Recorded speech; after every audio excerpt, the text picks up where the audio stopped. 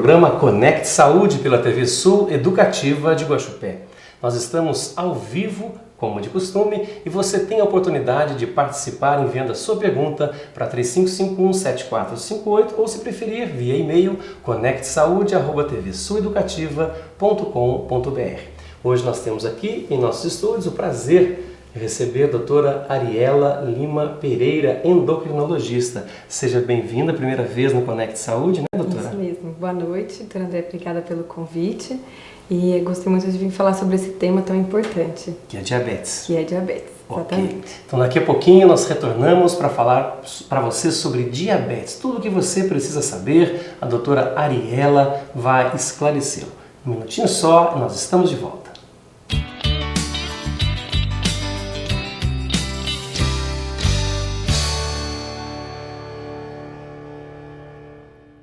Você pode trabalhar, você pode brincar com seus filhos, pode viajar e até sonhar acordado. Mas o combustível para que tudo isso aconteça é a sua saúde, a maior riqueza de sua vida. Conecte Saúde. Esteja bem para uma vida saudável. Este espaço poderá ser preenchido por sua empresa, que precisa estar saudável em seu ramo de negócios.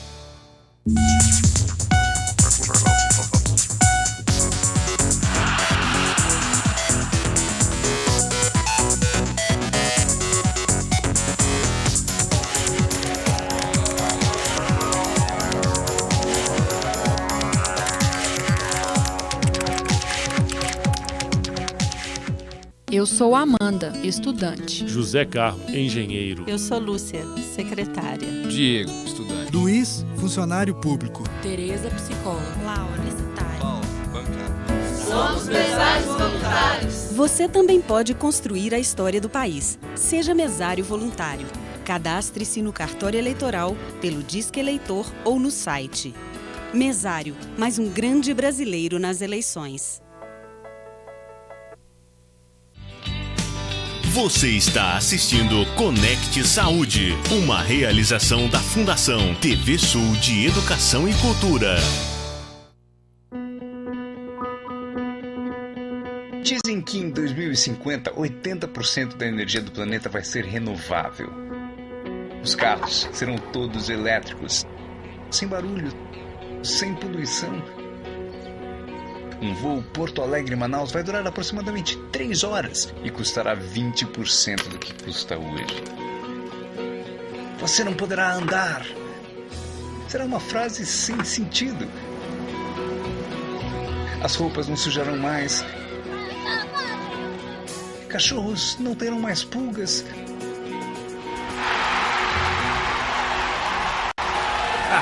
Pena de Copa.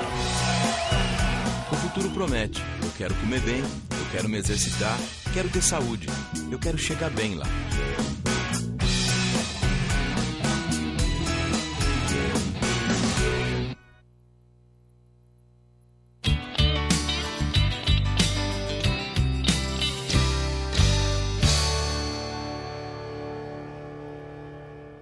Retornamos com o nosso Conecte Saúde desta quinta-feira, hoje falando com a doutora Ariela, endocrinologista, sobre diabetes. Doutora Ariela, já temos a primeira pergunta do Rômulo aqui de Guaxupé. Ele pergunta: qual a relação entre diabetes e perda de peso? Isto é verdadeiro? Tem alguma relação? Essa pergunta do Rômulo, doutora? Isso geralmente, quando o diabetes está bem descontrolado, os níveis glicêmicos de 400, 500, os pacientes podem apresentar perda de peso, principalmente porque os níveis altos de glicemia não deixam a fonte de energia entrar dentro da célula, que é a glicose. Então, realmente, o paciente pode perder peso, principalmente nos primeiros dias de descompensação glicêmica. E junto também vem urinar bastante, sintomas como muita sede e perda de peso.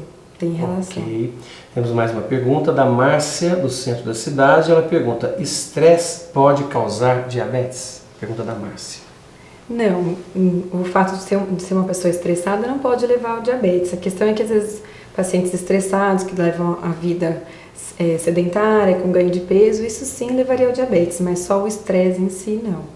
Vamos começar então, daqui a pouquinho já está chegando mais perguntas, né? Nossa audiência está muito boa, doutora Ariela. O que é o diabetes? Para que a gente possa começar a instruir o nosso telespectador. Diabetes é uma doença em que é caracterizado por altos níveis de glicemia, né, de açúcar no sangue, e que o corpo tem dificuldade em colocar essa energia para dentro da célula. Quem faz isso, quem faz esse transporte é a insulina. Então, o diabetes é a dificuldade de colocar a glicose para dentro da célula. Então, a gente tem vários tipos de diabetes, aquela pessoa que já às vezes nasce, que é o diabetes tipo 1, que praticamente o pâncreas não funciona, então não tem insulina, e tem o diabético tipo 2, que é aquele paciente obeso, e que pela obesidade tem um aumento da resistência à ação da insulina e assim fica diabético. Ok. O diabetes tipo 1 necessariamente é do paciente que já nasce com diabetes e o tipo 2 que desenvolve depois ou não necessariamente? Isso, o tipo 1 é um tipo de diabetes, ele não precisa nascer com a doença, mas provavelmente ele vai desenvolver ao longo da vida e já está na genética do próprio paciente mesmo. Então acontece alguma coisa, às vezes tem alguma infecção e aí ele desenvolve o diabetes. Esse seria o diabetes tipo 1, mas a pessoa já está pré-determinada a ter o diabetes. Já está lá na célulazinha, na parte isso, genética. Na carga genética do carga paciente. Genética. Isso, exatamente. Diabetes é uma exclusividade de homens ou mulheres? Não tem preferência pelo sexo. Às vezes as mulheres são mais diagnosticadas porque procuram mais o médico, né? Os homens são mais relaxados. Geralmente vão ao médico conduzidos pelas esposas. Isso, exatamente. É isso, então as mulheres às vezes acabam fazendo mais diagnóstico porque elas procuram mais atenção médica. Ok. Mais uma pergunta da Dolores, aqui de Guaxupé. Ela pergunta para a doutora Ariela: quem tem diabetes tem mais chances de ser hipertenso? Ou é o contrário? Não. Também... Dona Dolores, quem tem diabetes e hipertensão geralmente são aqueles pacientes que são obesos. Então, sim, os pacientes diabéticos eles têm maior chance de ter hipertensão junto e essa doença deve ser tratada. Porque os pacientes diabéticos com hipertensão têm mais risco de ter infarto, de ter derrame. Ok. Mais uma pergunta. Daqui a pouquinho a gente vai entrar no nosso script, né? Nas perguntas que a doutora trouxe pra gente. Diabetes tipo 2 tem cura? Isso quem pergunta é a Janete, do centro da cidade, tem 45 anos. Diabetes tipo 2 tem cura? Janete.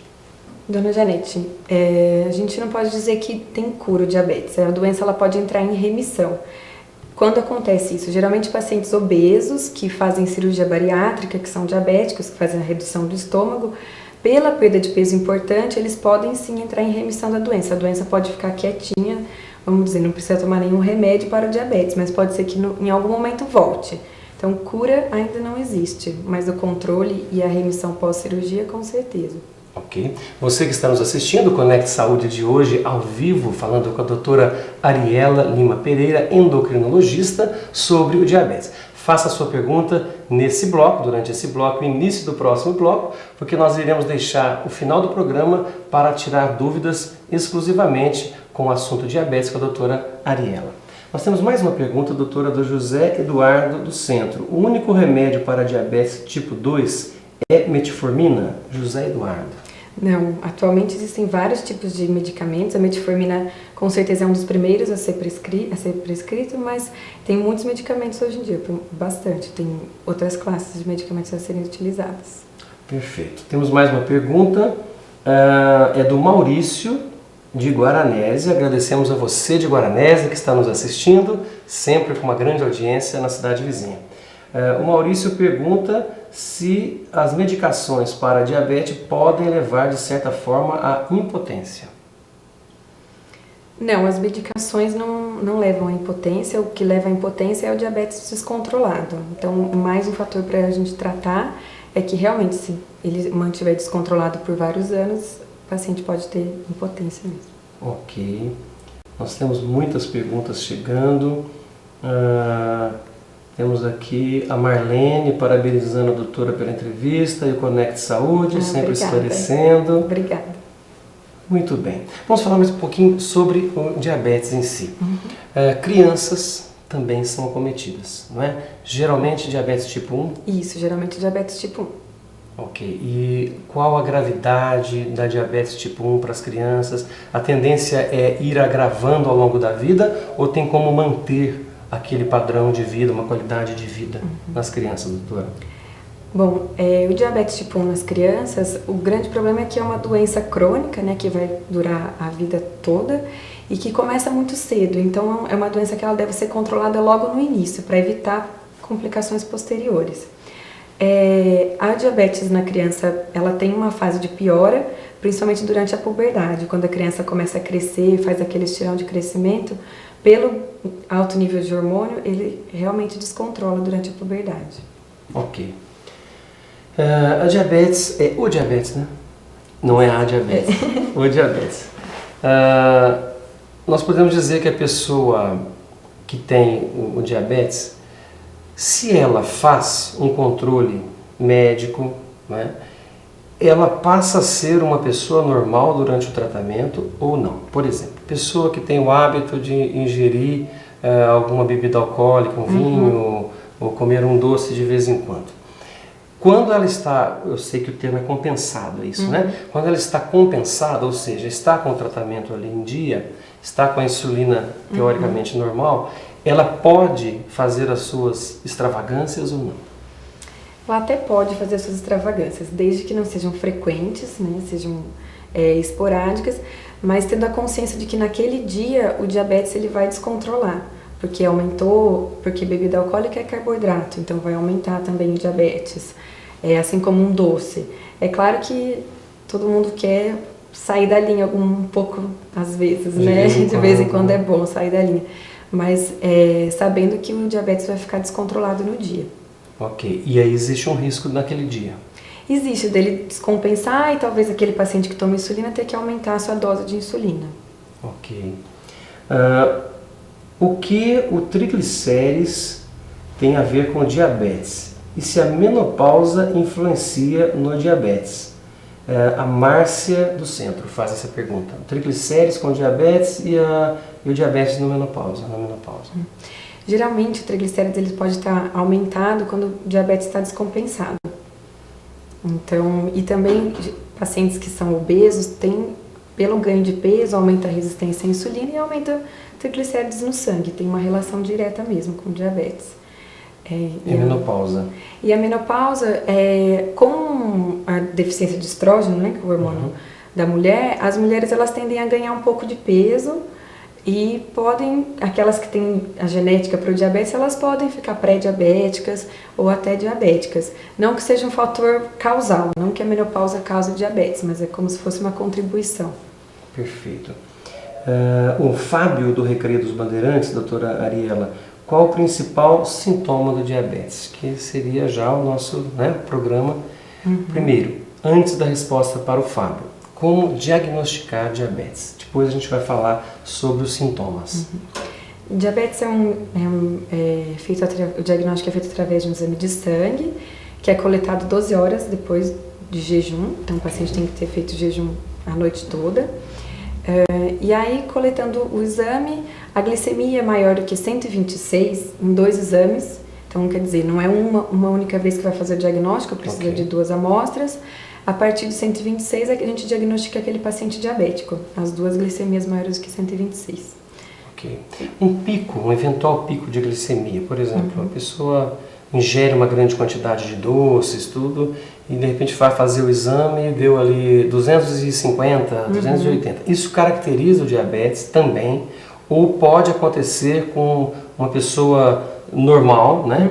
Não propenso ao diabetes, isso também. Não caracteriza diabetes. Quando a gente, por exemplo, comeu, dali 2 horas colheu o exame de sangue, deu mais do que 200 e aquele paciente tem os sintomas de um diabetes descompensado, então ele está fazendo muito xixi, está bebendo muita água, está perdendo peso, aí a gente pode falar que tem um diagnóstico de diabetes. Mas se é uma pessoa que é normal, comeu e picou o dedo, deu mais que 200, não configura diabetes. Ok, então vamos lá nos sintomas que o Fábio perguntou, né? O Recreio dos Bandeirantes.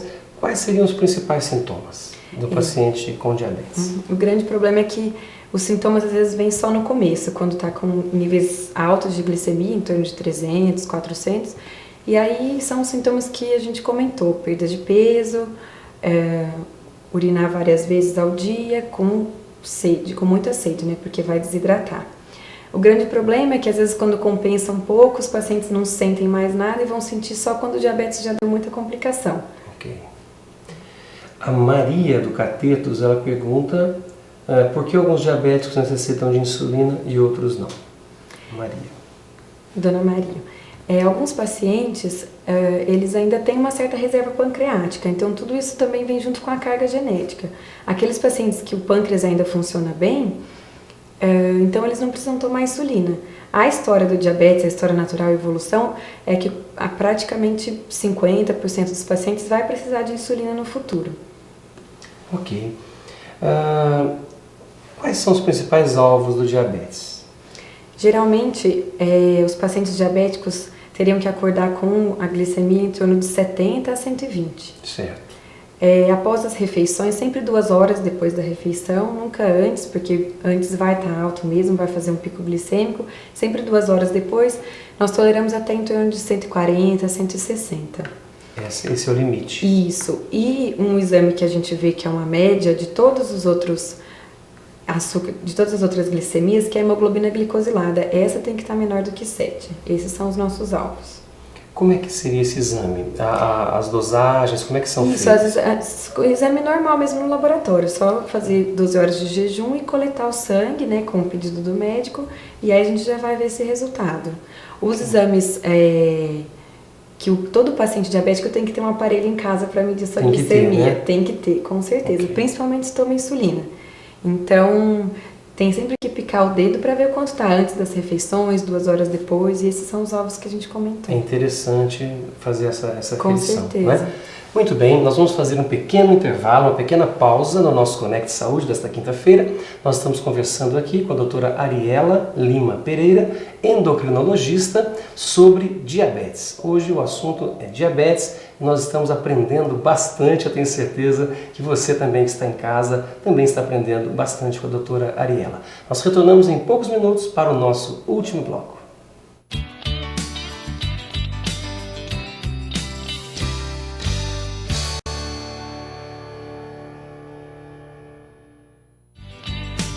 Você está assistindo Conecte Saúde, uma realização da Fundação TV Sul de Educação e Cultura. Todos juntos no combate à dengue. Você e a água não podem ficar parados. A dengue mata. Faça a sua parte. Não deixe água acumulada em pratos e vasos. Guarde os pneus em locais cobertos sem resíduos de água. Mantenha as caixas d'água, poços, latões e filtros bem fechados. Esvazie garrafas e coloque-as de cabeça para baixo. Lembre-se, qualquer recipiente ou local que acumule água pode ser criadouro do mosquito transmissor. Vamos acabar com a dengue.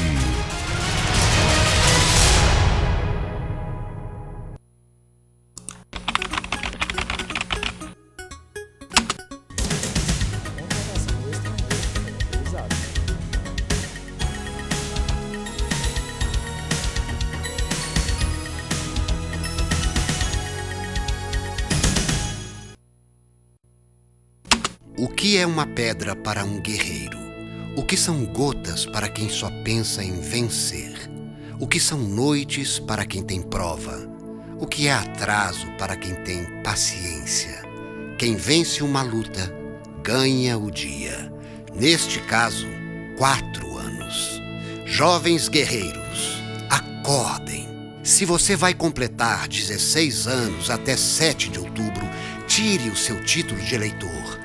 O voto é obrigatório aos 18 anos, mas é um direito já a partir dos 16. Procure um posto da Justiça Eleitoral até 9 de maio, levando um documento de identidade com foto e comprovante de residência. Esse prazo de 9 de maio também é válido para quem mudou de endereço, precisa atualizar seu cadastro ou regularizar sua situação. Não deixe para a última hora. Justiça Eleitoral. Brasileiro que vota não foge à luta. Você pode trabalhar, você pode brincar com seus filhos, pode viajar e até sonhar acordado. Mas o combustível para que tudo isso aconteça é a sua saúde, a maior riqueza de sua vida. Conecte Saúde. Esteja bem para uma vida saudável. Este espaço poderá ser preenchido por sua empresa, que precisa estar saudável em seu ramo de negócios.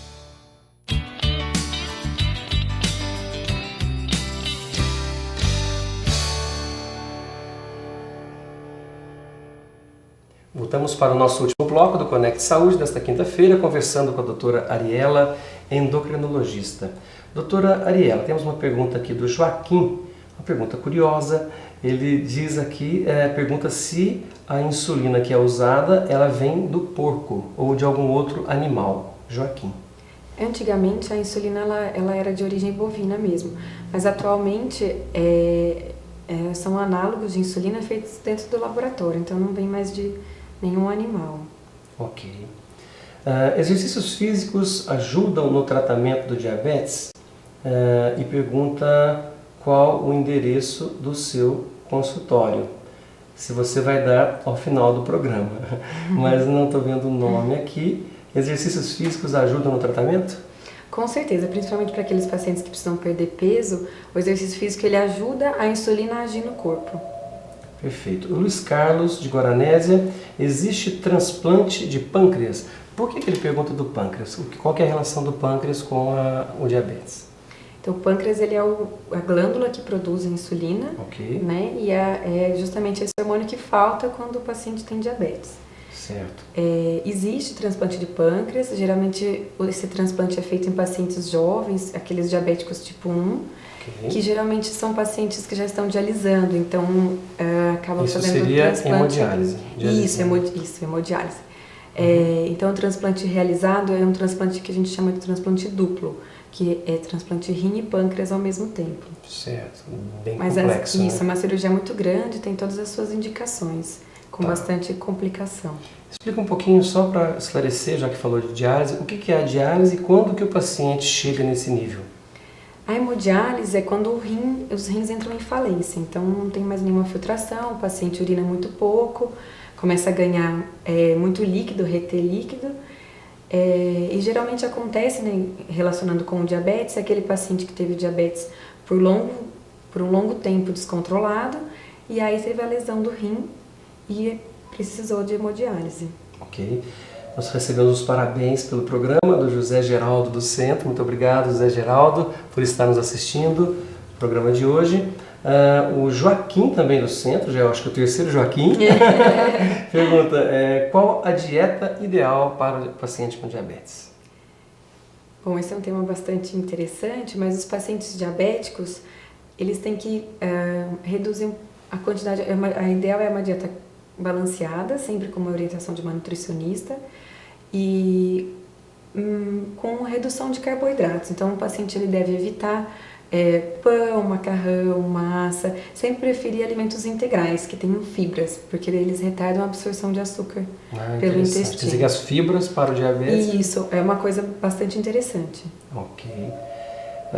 E as perguntas continuam chegando, vamos desenvolver também o nosso tema, né? Já estamos desenvolvendo de certa forma. Doutora Ariela, o grupo de risco, quais são os pacientes que mais propensos a ter diabetes? São principalmente aqueles pacientes que já têm uma herança, então pais, avós, irmãos diabéticos, e aquele paciente que tem aquele estilo de vida nada saudável, então que não vai à academia, que está obeso, acima do peso, um grupo que a gente sempre esquece, mas aquelas mulheres que ficaram diabéticas na gravidez, elas são um grupo de risco para ter diabetes no futuro também. Ok. João Paulo do Centro, parabéns pela entrevista. Puxa, doutora, audiência em pico. Muito bem. Nós falamos um pouquinho da dieta, né? Eu acredito que a maior dificuldade de um paciente que tem diabetes seria emagrecer a casa toda, né? Isso, porque eu imagino como que será toda a família se alimentando normalmente e o paciente diabetes tem essa dificuldade, né, doutora? Com certeza. A gente vê que geralmente aquele paciente que consegue fazer tudo é aquele paciente que a família fica envolvida no tratamento. Então, não necessariamente que a família não coma açúcar, mas aquela família que dá apoio para o paciente. Esse sim a gente vê que aderem bem ao tratamento. E geralmente também quando tem paciente obeso na casa, geralmente tem mais 2 a 3 pacientes obesos também, porque tem bastante erro alimentar. Tá, e o que a gente poderia colocar para o nosso telespectador com relação a detalhes que agravam o diabetes? Por exemplo, cigarro, peso, o que a gente poderia relacionar? Cigarro com certeza, porque cigarro vai fazer aterosclerose, principalmente no coração. Entope os vasos. Entope os vasos, alto risco de ter infarto, então diabéticos a mensagem é não fumar de forma alguma. O peso, com certeza, também é um fator. Aquele paciente que tem o colesterol alto também vai colaborar para entupir os vasos. Acho que seria praticamente essas. Ok. Temos mais uma pergunta aqui, do Marco Antônio. Ele diz o seguinte: estou adorando a entrevista, no entanto, gosto de tomar a minha cervejinha. Quantas vezes por semana posso fazê-lo? Marco Antônio. Ele diz que não toma insulina, que toma medicamento, dá o nome aqui, dá o NIL e tal, né? Marco Antônio, a cervejinha dele, Zé Fini, cortou? A cervejinha dele todo dia não, mas assim, talvez nos fins de semana, mas com bastante cautela, principalmente por conta de descompensar o E tem diferença entre cerveja, vinho, refrigerante? Quanto mais alcoólico, mais carboidrato tem. Então, vodka, vinhos, geralmente mais, bebidas mais alcoólicas, mais carboidrato vão trazer. Que a cerveja também é bastante calórica. A cerveja a gente acaba tomando mais do que o vinho. A quantidade é maior, né? Isso, exatamente. Aí vem aquela barriguinha, né? Ah, tá ok. E tudo isso pode prejudicar. Pode. Né? Muito bem.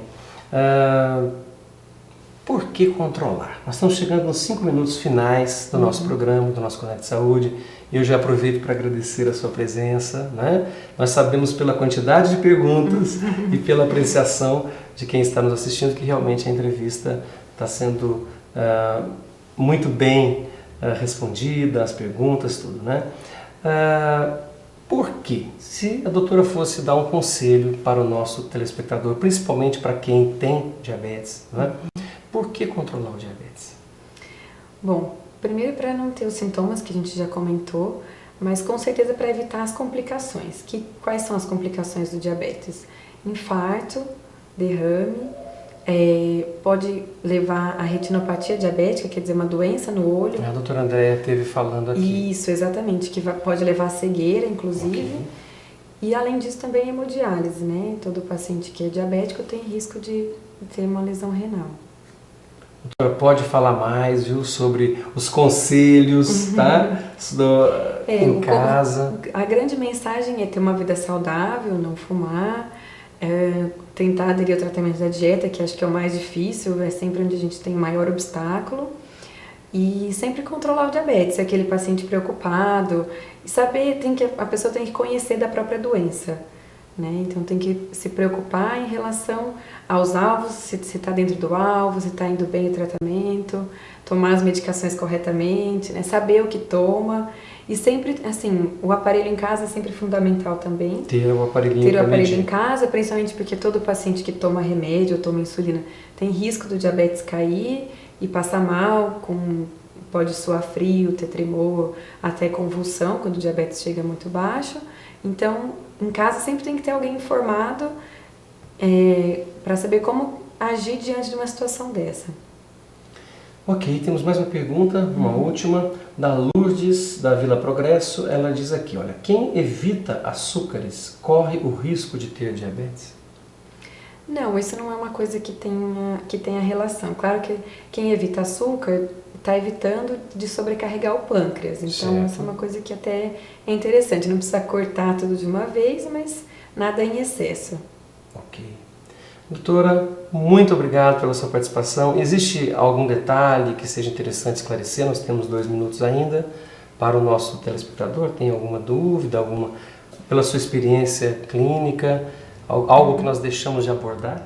Não, só lembrar que o paciente diabético ele pode ter vida normal e ele deve ter uma vida normal e que essa vida seja saudável, desde que tenha acompanhamento médico, que a família esteja junto no tratamento. É um paciente que vai muito bem, que a gente não vê todas aquelas complicações que a gente via antigamente. Então, o tratamento do diabetes é uma coisa que está mudando muito hoje em dia e o impacto no futuro desses pacientes está sendo muito positivo. Ok. Muito obrigado. Tenho certeza que outras oportunidades virão, né? Com certeza. E a doutora tem aqui o Conecte Saúde como um espaço aberto, sempre que desejar. Obrigada, eu que agradeço a oportunidade de estar aqui. Agradeço as perguntas também do público. Okay. Foi muito prazeroso, Sandra. A nós também. Muito obrigado. Obrigada. Agradecemos a você que esteve conosco no Conecte Saúde, sempre às quintas-feiras, ao vivo, após o Jornal da TV Sul. Você está convidado também para as nossas reprises, aos sábados e às terças-feiras. Terça-feira, às 18 horas e aos sábados, às 15h30. Até o próximo Conecte Saúde.